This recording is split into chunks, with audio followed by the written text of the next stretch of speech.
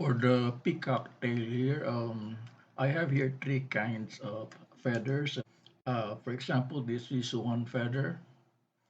This is another kind of feather, and this is the third kind of feather. Note that these three kinds of feathers they differ by the placement of the circles. For example, in this kind of feather, the circle is at the tip of the feather. And for this feather here, the circles are at the uh, lower portion of the rib of the feather. And then for this feather here, the circles are much lower.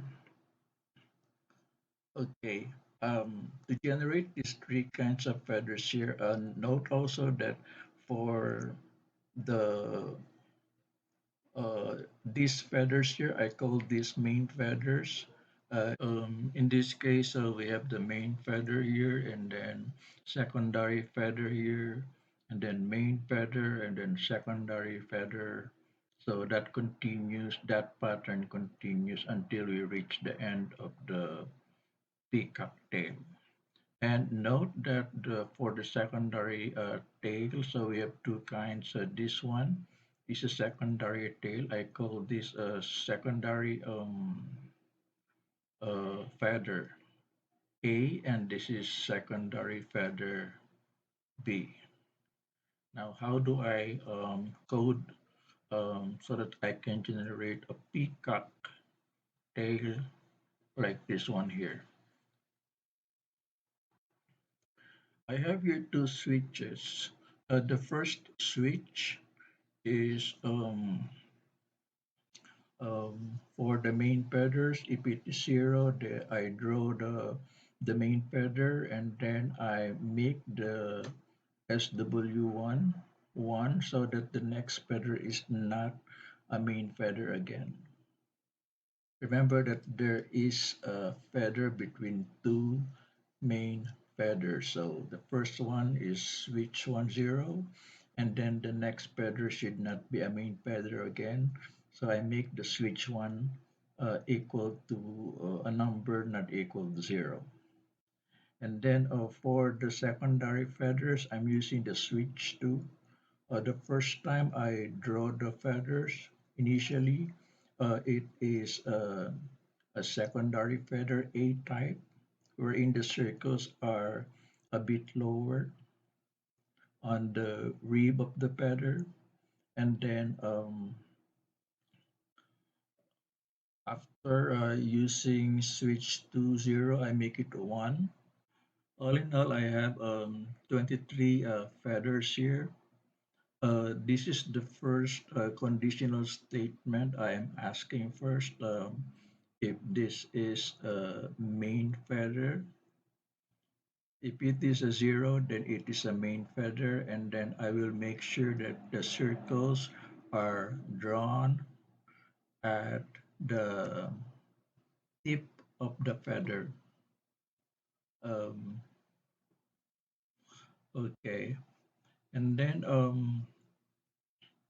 after drawing the main feather, I make sure that I change the value of the switch so that it becomes 1. So the next time we draw a feather, it won't be another main feather again, because I don't want to have main feathers drawn successively or one after another. So it has to be a main feather first, and then a secondary feather, and then main feather, and then secondary B, and then main feather, secondary A, and then main feather, secondary B. This conditional statement is for the secondary feather. If it is 0, then I'm drawing a secondary feather A, and then if it is not 0, I'm drawing secondary feather B.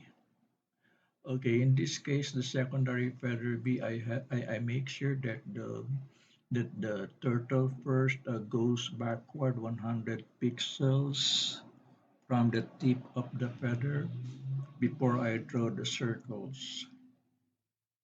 And then after I drew the secondary feather A, I make sure that the switch one um, is coded back to zero so that the next time we draw the feather, it's gonna be a main feather again.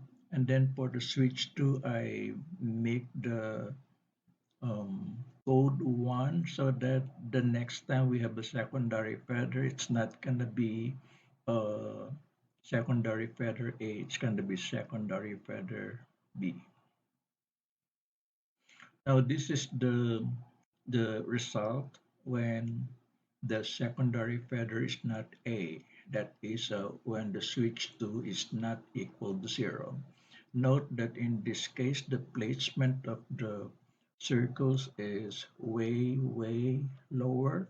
It is 200 pixels lower from the tip of the feather.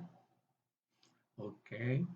And then after drawing the secondary feather B, I make sure that the switch one is equal to 0 again so that the next time we draw the feather, it's going to be a main feather. And then I make the switch to equal to 0 so that the next time we draw a secondary feather, it's going to be a secondary feather B. Now this is how the peacock tail looks like.